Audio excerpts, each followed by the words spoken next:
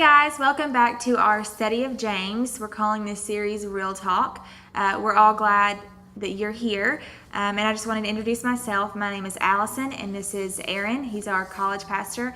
And this is Miles. He is our designated wise man. So we're excited to have you here, and we're excited to be here.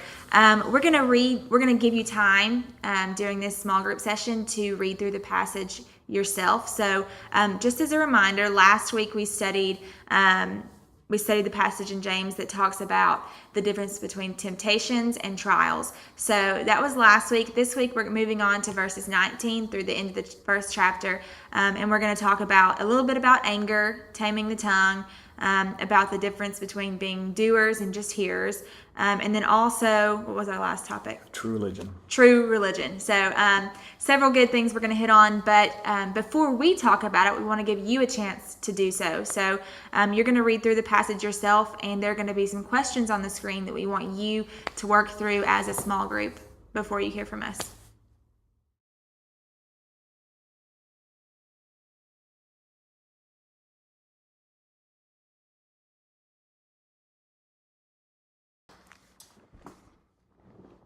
All right, so tonight we're going to be in James 1, verse 19, beginning in verse 19, and we're going to end at the end of the chapter. So let's go ahead and read that. I'll go ahead and read it. It says, "Know this, my beloved brothers, let every person be quick to hear, slow to speak, slow to anger, for the anger of a man does not produce the righteousness of God. Therefore put away all filthiness and rampant wickedness, and receive with meekness the implanted word, which is able to save your souls. But be doers of the word, and not hearers only, deceiving yourselves. For if anyone is a hearer of the word and not a doer, he is like a man who looks intently at his natural face in a mirror. For he looks at himself and goes away and at once forgets what he was like. But the one who looks into the perfect law, the law of liberty, and perseveres, being no hearer who forgets, but a doer who acts, he will be blessed in his doing. If anyone thinks he is religious, does not bridle his tongue, but deceives his heart,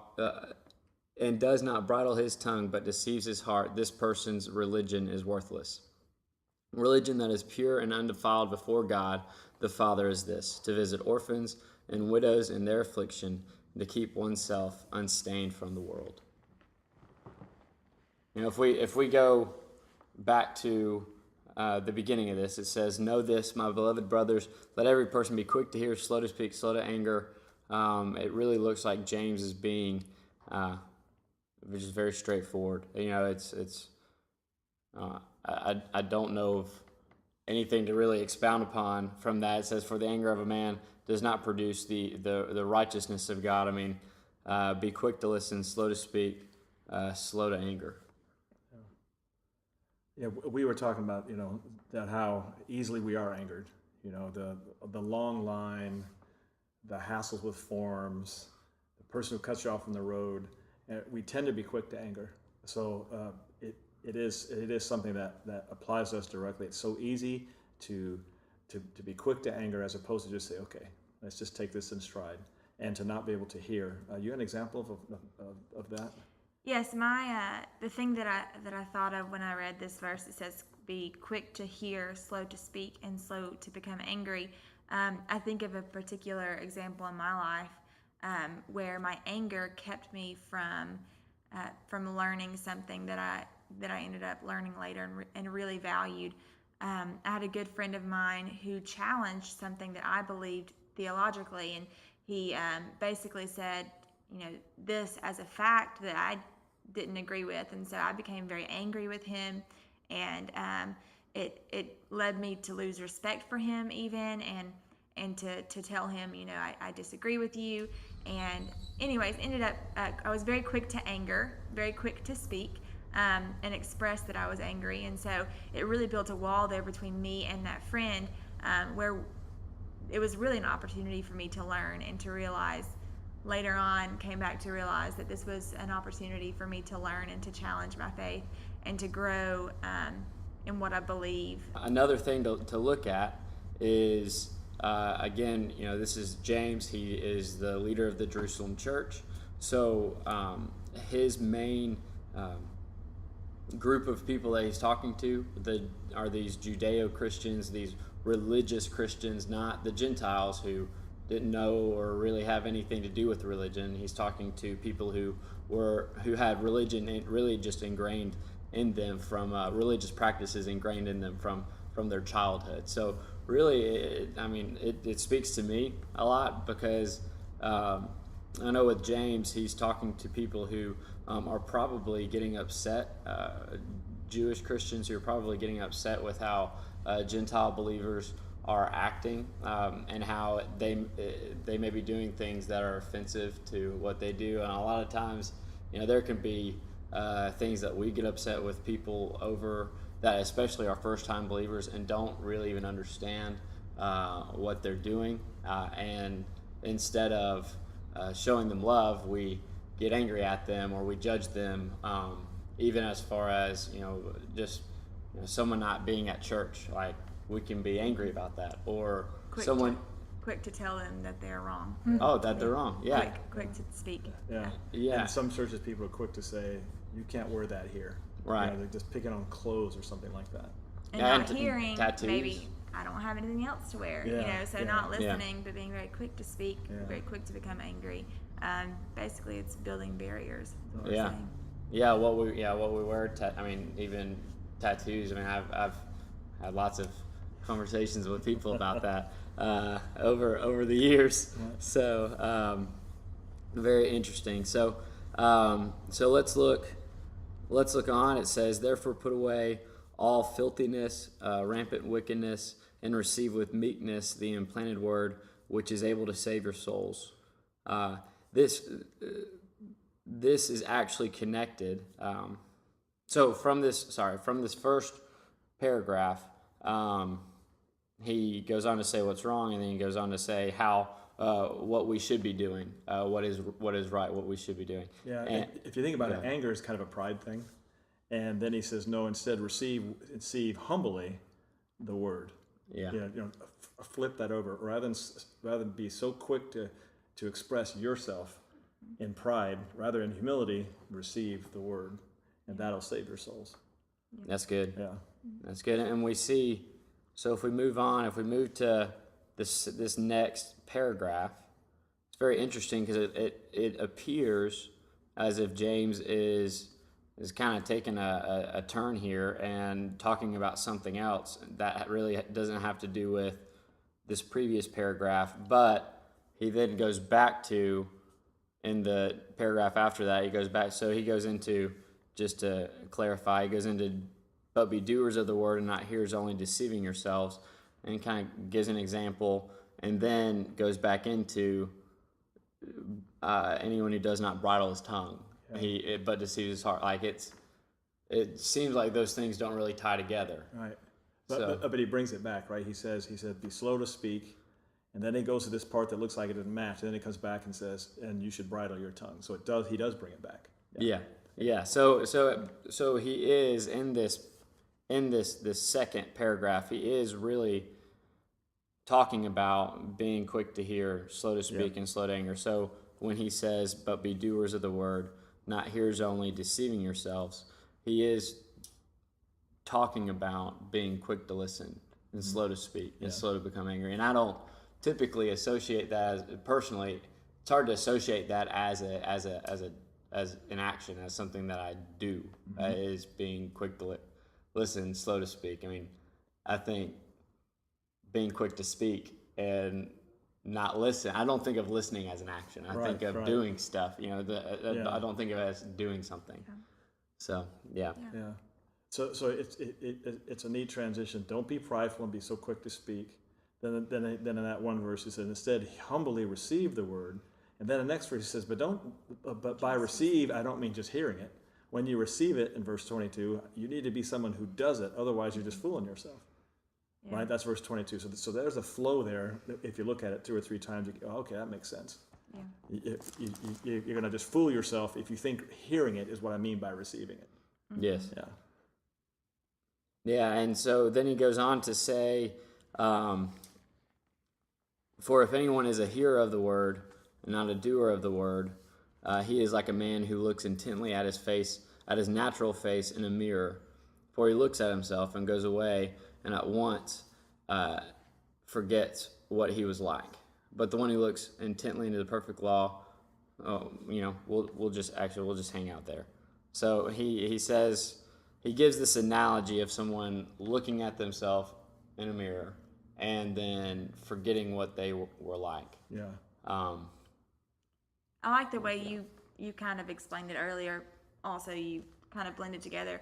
An example would be waking up in the morning, going to look in the mirror, and smiling and noticing that you had spinach in your teeth, and then walking away and not doing anything about it. So you've forgotten that you had spinach in your teeth, and you just go about your day talking to people with stuff in your teeth. So that would be an example of looking in the mirror and then walking away and forgetting it. So you look into the Word and you see, this is what I should be doing. This is how I apply my faith, and then to walk away and do nothing about it.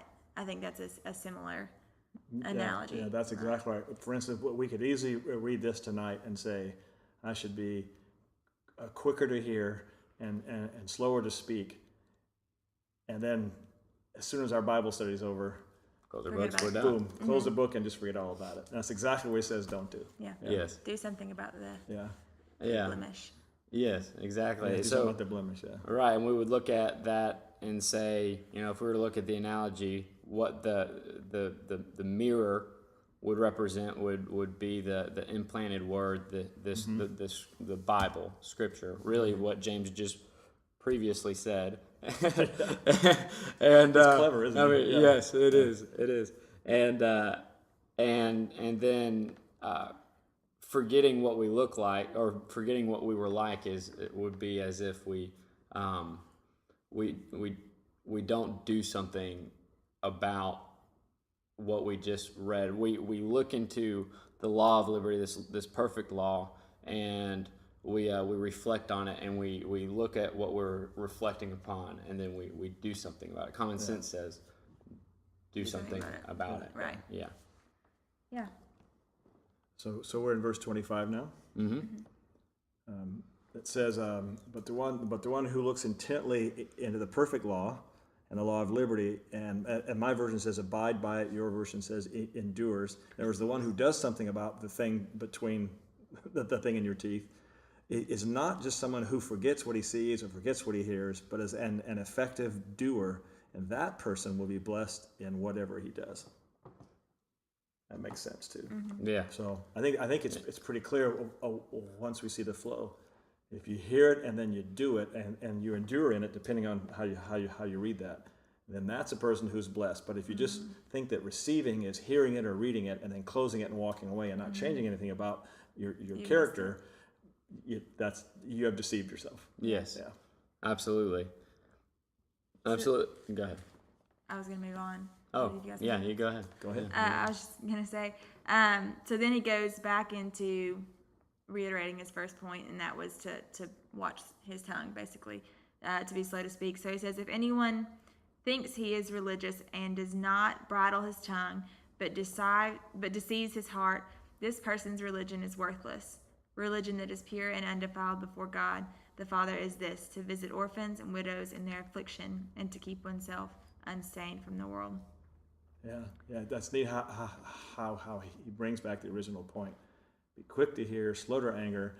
Says, hey, basically, if you don't do that, then you're not really doing the word. You may have heard it, but you're not doing it. Now it comes back here and says, but if you think you are religious, and in that context it meant if you think you're spiritual, if you think you're a Christ follower, if you think you're a good disciple, if you think you have faith, there's a positive thing. If you think you're religious, but you don't bridle your tongue, then you just deceived your own heart. And boy, strong words, right? That man's spirituality is worthless. That's pretty strong words. And you can see the tie-in because back in verse 22 he says, if you hear the word and don't do it, you delude yourself. And here it says you deceive yourself, which is the same thing. So.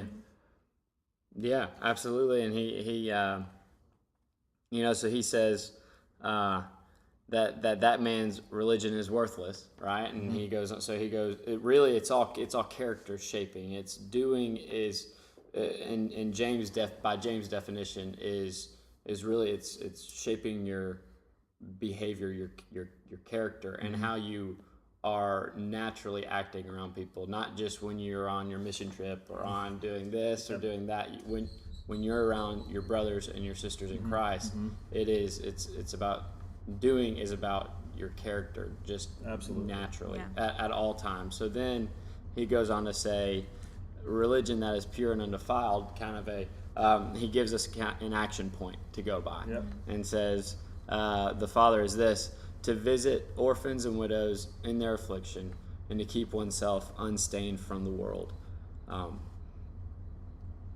It's a very convicting, passage to read, especially because we can get so caught up in our own world in our own selfish desires that we don't see people Needs. in need. We Yeah. don't see needs, or even if we do,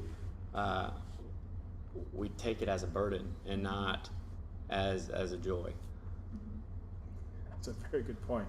And if you think about it, we probably, all of us here, and maybe anybody watching, we probably disobey this passage as much as any in the Bible. We are not quick to hear. We have our own opinions. We're going to stick to them. We are not slow to speak. We're going to say what we're going to say. You know, somebody cuts you off on the freeway, and you'll say something, even if they can't hear it. We tend to be quick to anger, and even if you put that aside, when's the last time we visited an orphan or widow in their distress? And That sums us up for this James talk.